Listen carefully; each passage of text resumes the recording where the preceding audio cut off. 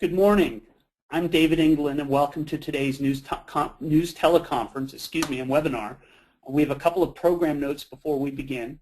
We ask that members of the press on the call use the questions section of their webinar interface to submit questions at any time throughout the presentation. That will help facilitate a productive question and answer session after we hear from our presenters and panelists. If you have any technical problems during the call, please contact Michelle Santiago, whose contact information I sent you about half an hour ago. And now Sarita Brown, President of Excelencia in Education, will kick us off. Go ahead, Sarita. Thank you. We're pleased that you have been able to make time in your schedule to join us for today's release of Finding Your Workforce, the top 25 institutions graduating Latinos in health professions and related programs by academic level.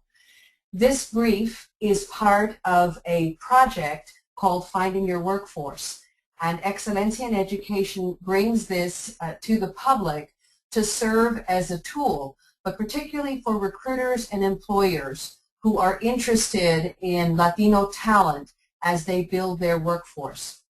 This project is part of our overall effort to focus on the asset, which is the growth of the Latino community for America's civic leadership and workforce.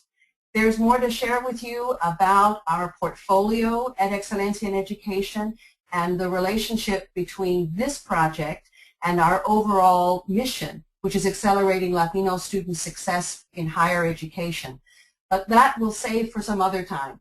Today, our focus is on the health professions and the capacity of American higher education to train Latinos, graduate them, and make them available for their own futures. And to give us a focal point, I'd like to introduce the co-founder of Excelencia in Education, the author of the brief, and our Vice President for Policy and Research, Deborah Santiago. Good morning, everyone. I want to get started here with sharing a little bit of information about this piece specifically, and there it goes. Great.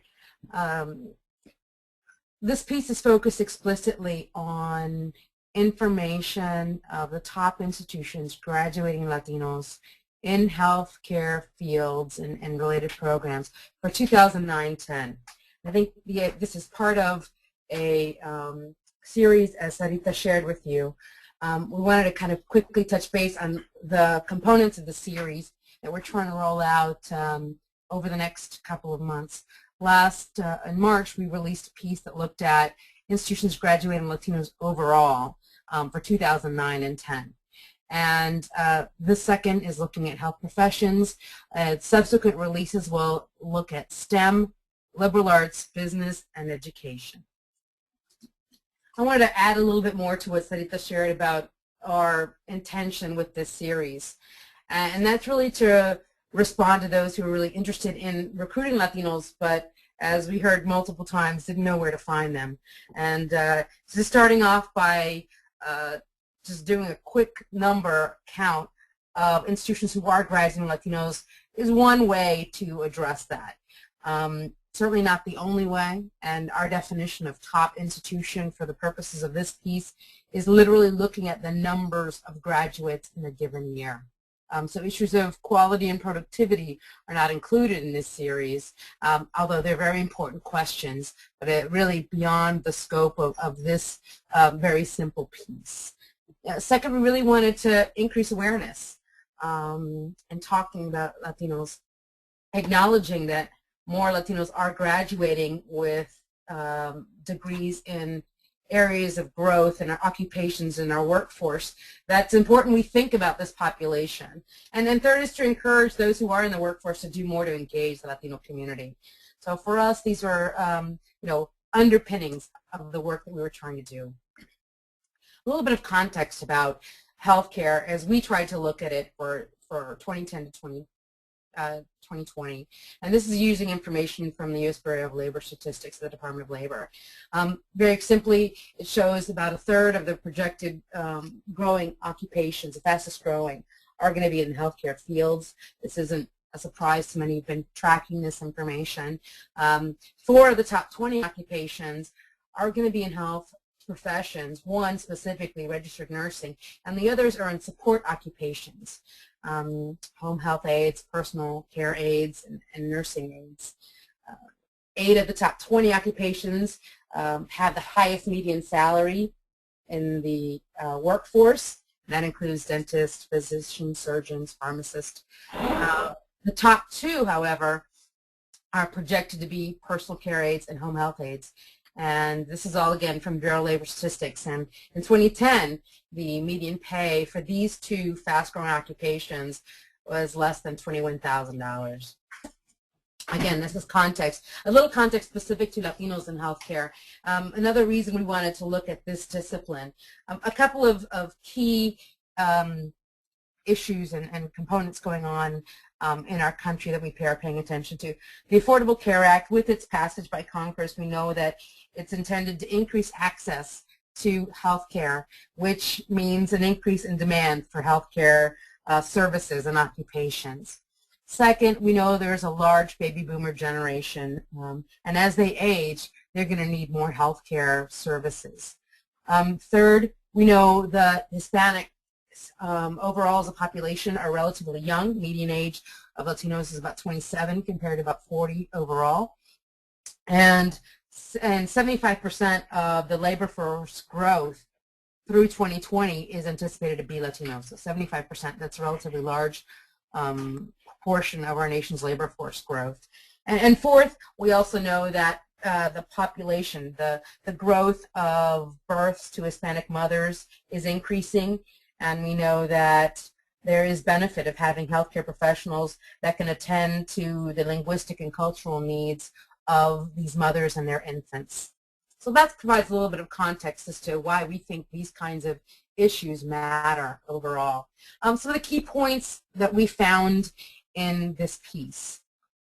Latinos in healthcare tend to be in lower paying support occupations, such as home health aides and nursing aides, rather than some of the higher paying practitioner and technical occupations, such as surgeons and dentists.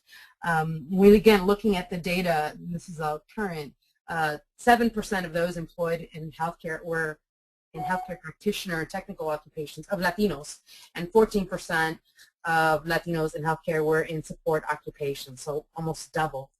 When we look specifically to degree completion, about 70% of Latinos, and this is all, not just the top institutions, graduating in health fields and related programs, earn certificates or associate degrees.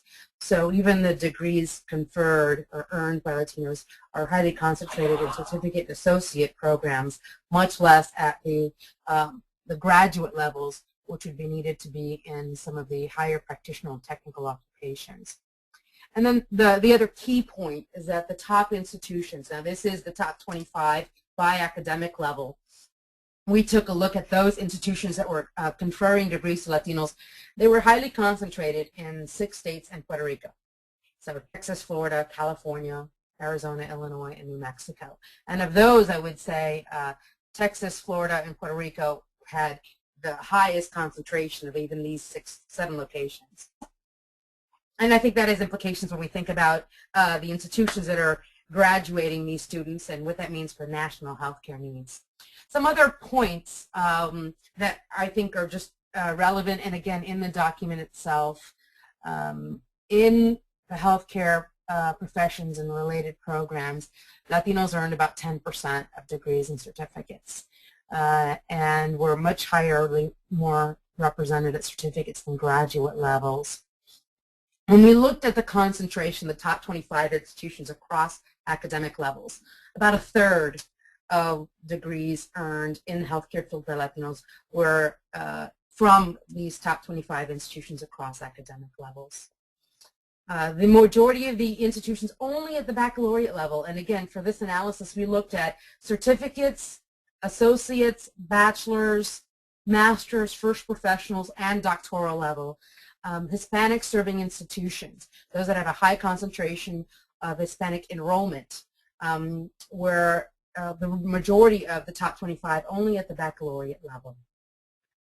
The majority of the top 25 institutions at the certificate and associate level were for-profit institutions, and the majority at the bachelor and higher were all public institutions. So we did try to look at the data by sector, by type and control. These were all institutions that are degree granting and are participating in Title IV, which is federal financial aid programs. So we included all of those in order to look at the pool of student choices and student graduation. The last point I just wanted to make that we found is that at the doctoral level, the top institution awarding degrees to Latinos awarded 15 degrees to Latinos. So very, very small numbers. In fact, when we went down through the top 25, and you can see this in the publication, little less than half, but close to that, institutions that awarded 2 degrees to Latinos were in the top 25. So at that highest level, we're looking at a very small number of students overall. This is just for 1 year, again, 2009-10. So some of the top institutions by academic level.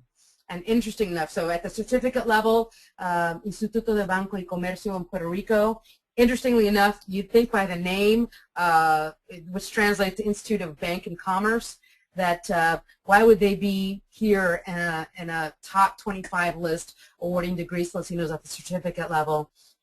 Well, in the back of the publication, you see a lot of disciplines are included in the healthcare fields and related programs that are all part of this sector. And amongst those are fields that are covered by an institution that does banking and commerce. So you find medical degrees and others that are doing these kinds of things. My apologies. I needed to turn that off completely. At the associate level, Miami-Dade College in Florida. At the baccalaureate level, Florida International University, again reflecting this concentration in Florida. At the master's degree level, University of Puerto Rico, Medical Sciences. At first professional, Nova, Southeastern University, again in Florida. And at the doctoral level, interestingly, it was a dental school in New Jersey. 2 more quick slides that I think are important. We also tried to look at institutions across multiple academic levels.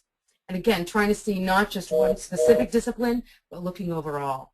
And when we looked at this, we have South Texas College, Miami-Dade College, and Ponce Paramedical College, all represented amongst the top 25 institutions at the certificate and the associate level. And we were trying to take a look a little bit at, can we see some trends or moving from certificate up through the educational pipeline. We weren't able to do that with this data, but we were trying to look at concentration offering by institutions. The others at the baccalaureate and the graduate level, again, represented some of those that are in the top overall: Florida International, University of Puerto Rico, Medical Services, University of Phoenix, Nova, Southeastern University, Barry University in Florida, and the University of Surabo in Puerto Rico.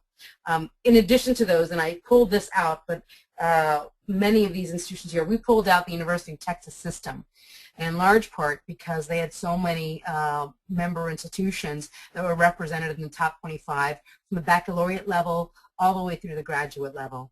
And again, you will see this when you look at the list themselves.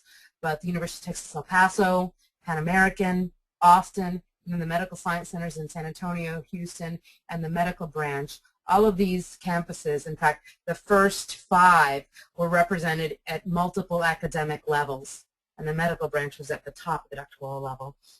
So there's something going on at the university here that we didn't see in the Cal State University system or other systems across the country that has a high concentration of graduating Latinos in healthcare professions. We thought was important to take note of. The last slide I wanted to share with you, because again, I think it's important that we think about not just the institutions and the absolute numbers, and while we couldn't get the issue of productivity and quality through this very simple piece, we wanted to bring a little bit of attention to some promising practices, works for Latinos in this field. And Excelencia in Education for a number of years has been collecting through an initiative we call Examples of Excelencia, promising practices across the country that have evidence-based, so data that Latinos are doing as well as or better than other students. And so we wanted to bring attention to a couple of the programs that we've found over the last couple of years that are focused in the healthcare professions. And again, these are institution-based. There are lots of wonderful programs of community-based organization and other areas, but we want to bring attention to these. And so the 5, and I won't go into great detail, but there is a little bit more information and contact information for these programs in the brief itself. There's a medical Spanish for heritage learners, which is interesting in that it tries to build on student competencies and get them in health professions. The Medical Professions Institute at University of Texas El Paso, that really is paying attention to their service area, especially along the U.S.-Mexico border, and looking at postgraduate degrees. So not just the lower level associate certificates, but making sure Latinos are well trained in the graduate level. The clinical psychology program, it's in Carlos Servicio University in Puerto Rico, and they're looking specifically at clinical psychology to make sure there was more Latino representation there. The Foreign Educated Physician to BSN program, Bachelor's of Science in Nursing. It's an interesting program at Florida International that works with those foreign educated physicians who come to the U.S. to try and translate some of their education knowledge into a nursing program to get them into the workforce relatively quickly. And then the last one we have here, although there are many more, is the Center for Behavioral and Community Health Studies in San Diego State University, which is looking broadly at health issues through research and evaluation, and have a special focus on Latino community because of their location and the service area overall. So with that, I'd like to move to give the mic back to David. And I apologize, we have questions here, but first I think we want to hear from the panel and respondents before we get to questions. So Thank you. This is Sarita Brown. David will be reminding us all about the mechanisms to submit your questions, and we'll be fielding those questions in the course of the rest of this phone call. What I wanted to do before we move forward is to raise up today's format is exactly the way that Excelencia hopes this kind of analysis can be used. And so with that, I would like to introduce our respondents. We are delighted that today we have with us 3 individuals, professionals in healthcare and in academia, who are in fact the kinds of leaders but also thinkers that we hope this brief will serve. First, I would like to introduce Mayra Alvarez. She is the Director of Public Health at the Office of Health Reform for the U.S. Department of Health and Human Services. Following her will be Donna Call, Associate Provost at the University of Texas at El Paso. And our final respondent for today will be Russell Bennett, the Vice President of Latino Health Solutions with United Healthcare. David, I'll turn things back to you.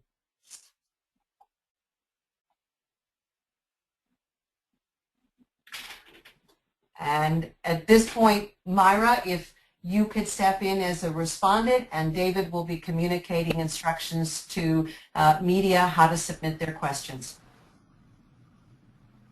Sure. Thank you, Sarita. And thank you all for the opportunity to join you today. I congratulate Excelencia in Education on the release of their report that highlights institutions across the country that are producing Latino graduates in healthcare fields and really contributing to improving the diversity of the healthcare workforce now and in the future. Expanding the diversity of the health professions workforce is a presidential priority for President Obama, and really it's a focus of the Affordable Care Act, the healthcare law of 2010. As we continue to implement the law and the many programs that aim to improve the health and well-being of Latinos and all Americans, we recognize that health disparities are linked to underrepresentation in the health professions, and that health outcomes do improve when patients have access to clinicians that speak their language or understand their culture. And we're slowly making a difference, but it's an important difference to address these disparities and the opportunities to improve quality of care. Already, the Affordable Care Act is providing better access to quality, affordable care. We have 2.5 million young adults with access to health care coverage, including 736,000 Latinos. We have 54 million Americans that no longer have to worry about a cost-sharing requirement for key preventive services, including 6 million Latinos. We have 5 million Medicare beneficiaries that save $3 billion on their prescription drug costs because of important drug discounts that the law made possible. And we've invested in community health centers, where we are creating new centers and improving existing centers and their opportunity to deliver care to vulnerable populations. 1 in 3 patients that visit community health centers are Latino, and we know that they serve a critical piece of the safety net to ensure that they have access to care. But having that insurance card isn't going to make someone healthy, so we must ensure that there are enough primary care providers so people can take advantage of the law's important new benefits and protections. It's hard to take control of your health care if we don't have a primary care provider to answer your questions.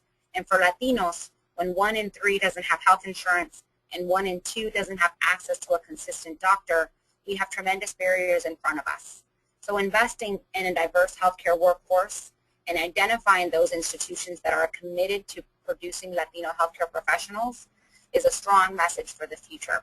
Today, 60 million people across the country don't have a primary care physician. And while this shortage has persisted, we're making steps to close that gap. We're working with states, universities, healthcare systems, and other partners to better understand health workforce needs, to match resources with demand, and really accelerate the development of the next generation of healthcare providers. We've made recruitment and retention of primary care professionals a top priority to ensure that that healthcare workforce can meet the healthcare needs of Americans. One of these opportunities is to find out how we can focus specifically on communities of color, like the Latino community. We congratulate Excelencia in Education on this important report and really want to talk a little bit about how we're supporting these institutions. Of the top 25 schools listed that graduate Latino doctoral students, 22 are grantees from our Health Resources and Services Administration. Close to half are receiving funding from the Scholarships for Disadvantaged Students program, which provides grants to schools for use in awarding scholarships to financially needy students from disadvantaged backgrounds, increasing the overall diversity in the health profession workforce. 5 of the schools listed, including Harvard, UCLA, UCSD, UMDNJ, and the University of Tennessee, are centers of excellence, which specifically receive funding from the Health Resources and Services Administration to focus on academic performance of underrepresented minority students, to support faculty, and to improve research in these institutions in order to, again, diversify our health professions workforce. It's clear that our investments are making a difference, but we're not going to stop with support to schools. Because of the Affordable Care Act, we made a huge investment in the National Health Service Corps, a network of primary care providers serving communities with significant primary care shortage needs. The Corps provides scholarships and loan repayment to medical students themselves, as well as other healthcare professionals, in exchange for a commitment to serve in an underserved area. When you look at the physician workforce across the country, Latinos make up 5%. However, when you look at the percentage of Latinos in the National Health Service Corps, Latinos make up 20%. It's clear that access to scholarships and loan repayment make a tremendous difference for that young Latino that's considering joining the medical profession. And since the President came into office, we've been able to triple the number of clinicians in the National Health Service Corps and now have 10,000 clinicians in underserved communities across the country. And these individuals aren't dropping into underserved areas and then leaving. They stay in these communities and contribute to the continuity of care. We have successful schools across the country. We have successful models that we can build on to help improve the diversity of the healthcare workforce.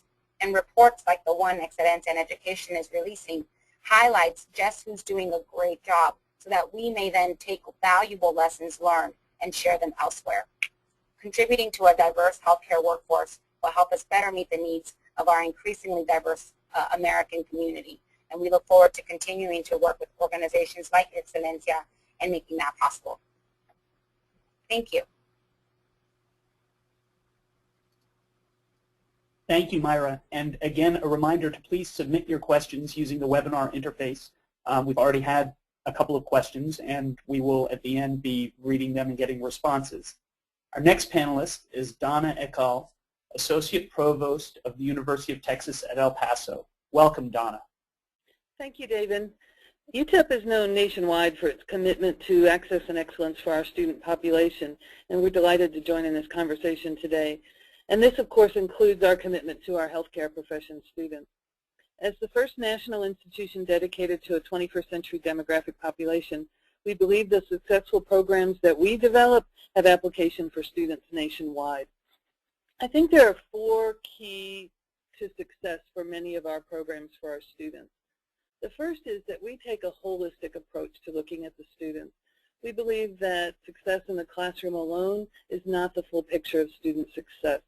So we look at the student's life outside the classroom as well and help them with financial needs and other barriers that may get in the way of their success upon graduation.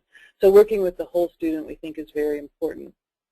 Second is we try to provide an environment where they can engage in their chosen profession, and especially in the healthcare fields, we give them opportunities for undergraduate research, for shadowing, mentoring, volunteering in the community, and work, so that they have that opportunity to engage in their profession while they're in their undergraduate studies. The third is we have very close ties to El Paso Community College, and that gives many more students in the area the opportunity to enter the pathway into higher education. And we have many degree programs that work with students from the community college and allow them to start there and then continue on through the baccalaureate and graduate programs.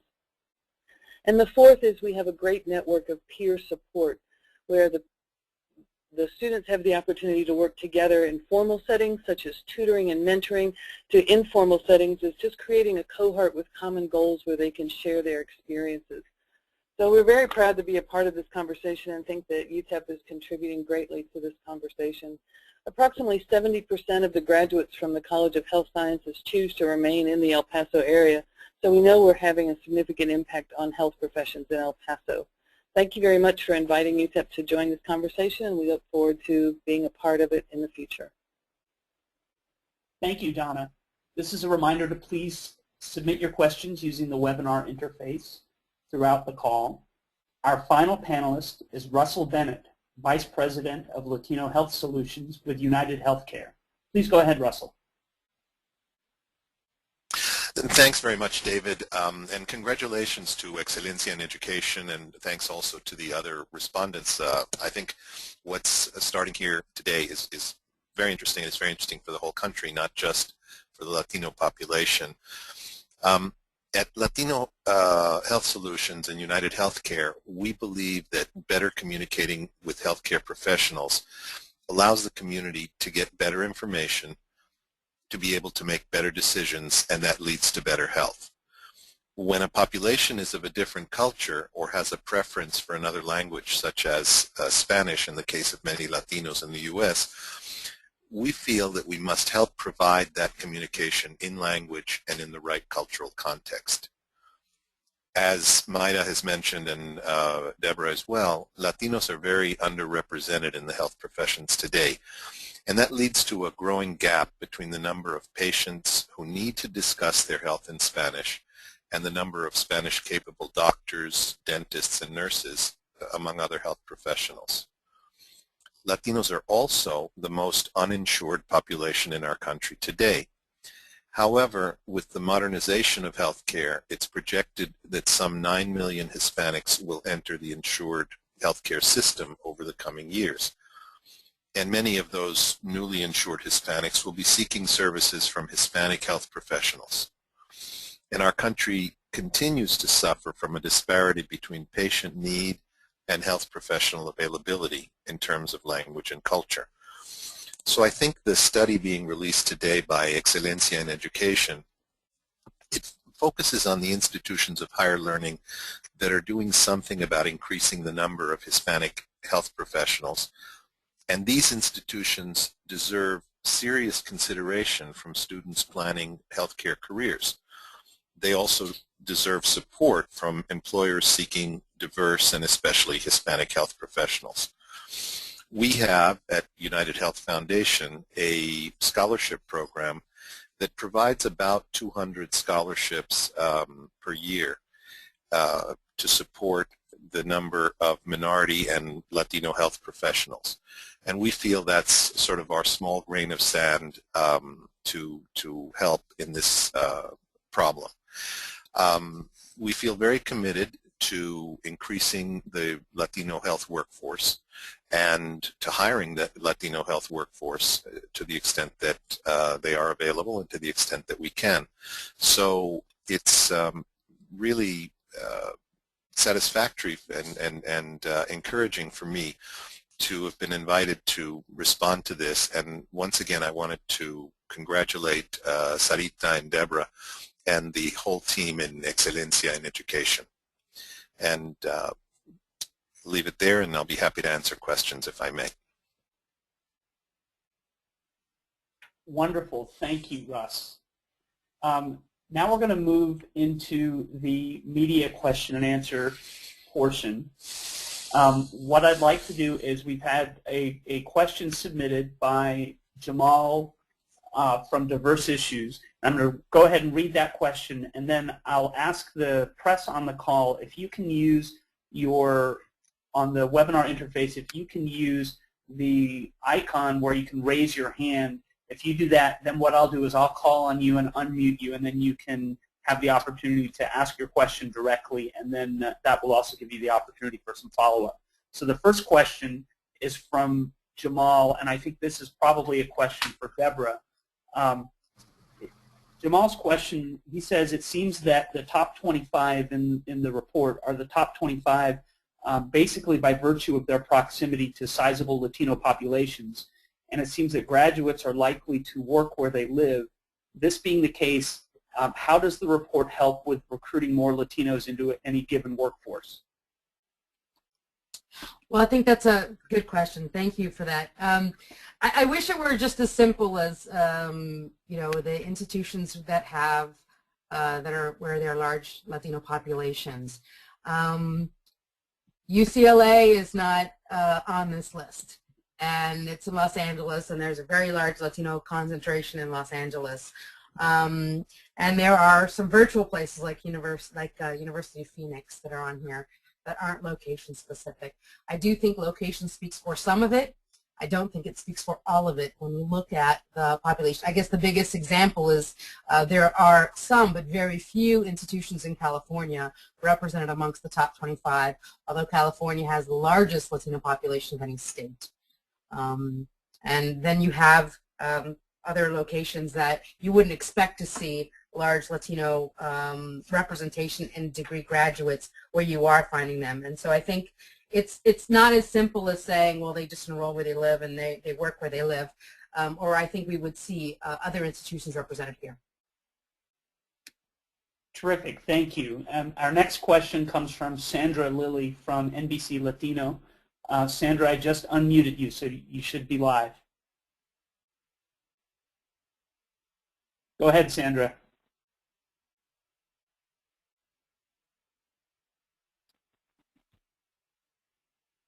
All right, it looks like Sandra's microphone may not be working.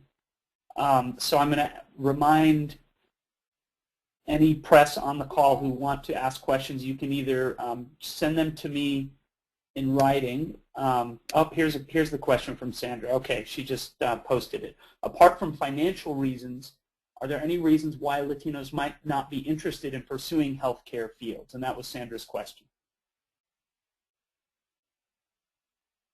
David, who would you prefer to answer that? Maybe that should be Russell or Myra? Yeah, why don't we have Myra take a stab at it, and then Russell can share his perspective as well. Certainly. Go ahead, Myra. And again, the question. Sure, I think that, right. So the question is, what are some of the barriers to Latinos entering health professions, in addition to financial barriers? Right. I definitely think there's a myriad of reasons. Oftentimes what we're finding when we look at pipeline programs that we've created here at the department is that we need to start early. Oftentimes when you reach that young Latino student that's already in undergrad or in graduate school, they're already on a track for a certain profession. However, if we try to invest in education as far as science and mathematics at our young kids, we can turn them on to a field of healthcare that they may not have been open to without that type of exposure. It's a challenge given the different difficult budget situations that we're in, but it's important to try and figure out how we can embark on these public-private partnerships and figure out how we can better work together to reach children at a young age. So I think a lack of familiarity in general. I think also as we work on implementation of the Affordable Care Act and we're trying to reach this new population in the future to enroll people, many of whom are Latino because they don't have health insurance, there's an opportunity to really change the conversation and empower people to become more engaged healthcare consumers. So not only to access health insurance, but ask healthcare questions and make healthcare part of the conversation in the family home.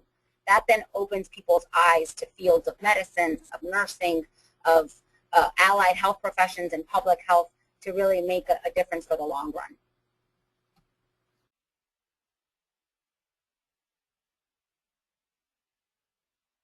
And I'd like to add to that. I think that's yeah. Yes. Can you hear me? Yes. Mm-hmm. So yeah, another. So a couple of obstacles that we've seen over the years. One is a lack of awareness of the importance of healthcare careers and the value of the earning possibilities. Many Hispanics who, especially who have come from Latin countries or whose parents have come from Latin countries, they may think that a healthcare career is a very low earning career. Unfortunately, in many of the countries of origin, while doctors are a high earning possibility or have a high earning possibility, nurses and many other health professionals are not nearly as well compensated as doctors. And so unless we make students aware of the opportunities for them and for their families, and as well as the opportunities to serve, we may find it difficult to convince students to go into healthcare careers. Another thing is that a healthcare career in many cases is a very long, requires a very long course of study. Certainly it does for physicians. And I don't think that as a country we've made young people aware of the fact that there are many careers that are not as long, that don't, or I say careers in the sense we think in Spanish, carrera, and meaning a course of study.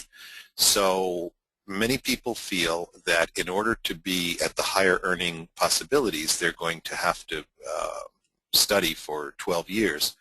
And I think it's incumbent upon all of us to make our youth aware of the fact that there are earning possibilities with shorter courses of study, and that there are a lot of methods of support and scholarships, both government and private sector, that can help them if they want to pursue a longer course of study.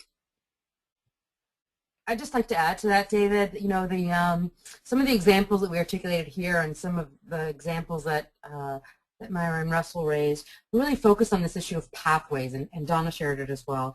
And I think, we want to do a better job of informing the Latino community about these opportunities, but I don't want to forget the onus is also on the institutions and those employers and those in the workforce to make sure that we've got role models, that we see the pathways, that we don't just tell us, because if we don't know how to get there, it's not going to be, we might not be able to get there, especially since the youth of the Latino population and the fact that so many students are potential first-generation college goers means that we've got to make sure the infrastructure to inform, provide support, and make sure the opportunities are clear. Those are other efforts from a policy perspective that we don't want to negate. So the population has to be better informed. But I think there are other efforts we also have to complement that to make sure that we get the kind of citizenry and workforce that we need. Terrific. Our next question is, what are 2 or 3 specific things that institutions can do to improve college completion among Latinos in health fields? And maybe we can start with Deborah, and then perhaps Donna could offer some thoughts. I'd like to ask Donna to answer first, being that she's from an institution and University of Texas El Paso is so stellar. I mean, she offered 4 strategies that University of Texas El Paso does, but I think she works hands-on with students and can give us, and I'd like to have her do first. Yeah, go ahead, Donna. Sure. I think just giving some specific examples in those 4 strategies that I talked about is what I'd like to do here. One example is the Medical Professions Institute that's mentioned in the brief, and that's working with students from the time that they enter the university, in many cases even before, when they're in junior high and high school, to expose them to the reality of the profession, of how long it takes and what you do and the different opportunities available, so that they have a realistic idea of what's involved. And then when they get here, helping them with both their personal and professional development, setting up opportunities for them to volunteer and engage in the community, and working with them in areas of financial matters, which is a significant barrier for many of our students. That doesn't just include keeping tuition and fees low, but helping with financial literacy, with providing employment opportunities on campus, and a variety of things to, again, bring that whole 360 picture into the approach. Also working with the community college, we have a vibrant early college high school program here in El Paso, where we have 6 early college high schools, which gives students the opportunity to earn their associate degree while they're earning their high school diploma, so that they're given that support to enter higher education while in that high school environment. So they graduate from high school with 60 semester credit hours from EPCC, and then we've worked with them a great deal so that there's a very smooth transition into the University of Texas El Paso, so that there's no loss of credit hours. They've been to campus, and so they're aware of what the opportunities are going to be here. We've been to all the early college high schools and talked to students and counselors, so there's a lot of back and forth to help that transition for students to continue on to their baccalaureate and graduate degrees. And then the issue of student engagement. Study after study shows that the more engaged the student is in high school and in their undergraduate, the more successful that they're going to be.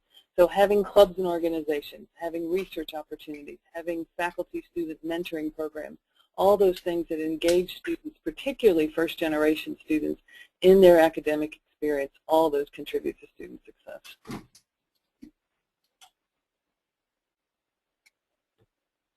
And I would just add, you know, that we do have our GraduateWorks database where you can find some concrete examples of effective institutional practices. And I think Donna shared a lot of common threads, but if you're looking for something concrete or something to pull to, I would really suggest you look there. Not to divert from the question, but I just think that there are a lot of efforts that are underway that we don't pay enough attention to, that are really could be brought to scale or replicated, that can have an impact. Wonderful. Our next question is from Martin Stempniak from Hospitals and Health Networks, and he asks, if I'm a CEO at a hospital, how do I figure out whether there's a gap between the number of Latinos in my community who need care and the number of nurses and doctors needed to provide them that care? And how do I go about closing that gap and filling out my hospital staff? And perhaps that's a good question to start with Myra and then Russ.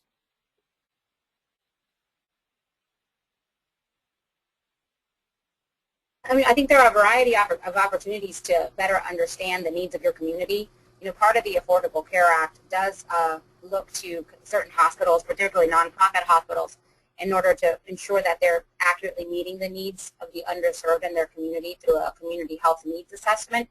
A variety of public health institutions across the country and in local communities are engaging in these discussions to try and figure out exactly what the questioner highlights and how do we know if we're accurately meeting the needs. So first, I think hospitals should try to identify opportunities to engage with public health to accurately assess the needs of the community, and then figure out, perhaps by asking the patients themselves how they feel about their satisfaction as far as the experience is concerned. A variety of hospitals across the country are doing this as well. When I used, in a prior life, I worked a lot closer with hospitals in Illinois, and many of them engaged in these discussions to try and figure out what they could do better on the quality side. There are definite opportunities not only to obviously improve the actual diversity of the healthcare workforce, but to focus on cultural competence opportunities and linguistic access to ensure that the healthcare needs of the community are met. There are a variety of models, like I said, and we would be happy to explore those opportunities with folks.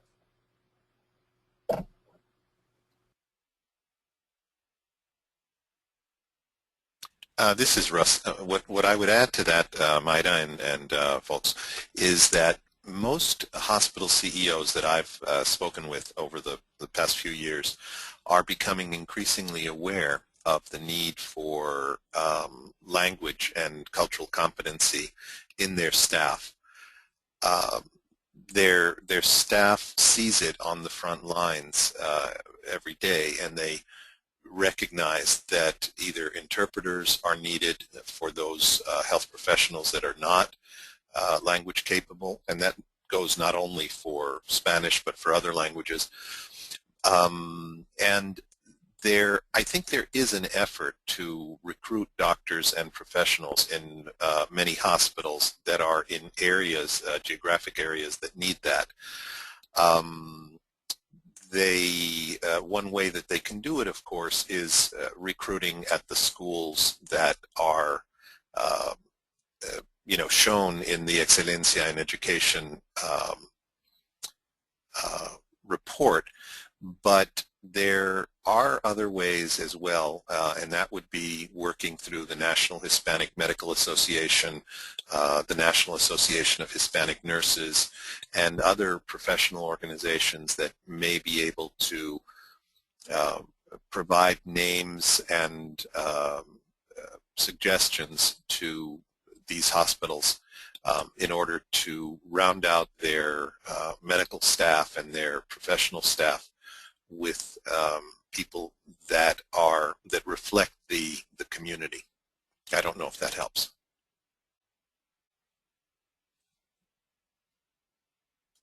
Terrific. I'm going to give one last call for questions. We don't have any more in the queue, but if you want to press the raise my hand function on your webinar interface, then I can call on you and you can ask a question. I'll just open that opportunity up to the press on the call. And I'm not seeing any further questions, so I want to remind members of the press that they should feel free to follow up with me after the call. We've been recording this webinar, so we can send you a link to where you can download the webinar, and we will also share with you remarks and a copy of the PowerPoint presentation. Anything else you need, please just be in touch. We can certainly arrange follow-up interviews as well. So now I'm going to bring back Sarita Brown to offer some closing remarks. Thank you. This discussion today is part of Excelencia's ongoing effort to focus on the growth of the Latino community and its potential asset to America as it relates to human capital, workforce, and civic leadership. The initiative Ensuring America's Future by Increasing Latino College Completion is in the center of today's discussion. The premise that as a community we are heterogeneous, that we have multiple needs, and that we have multiple pathways to success has been referenced by all of the respondents. What we will be doing after this conference and going forward is ensuring that the data analysis is put forward in straightforward and practical profiles and inviting comment, problem solving, and highlighting solutions, as all of our respondents did. The specific series, Finding Your Workforce, will continue through the rest of this year. with an examination of science, technology, engineering, and math, STEM. We will also look at education, liberal arts, and business.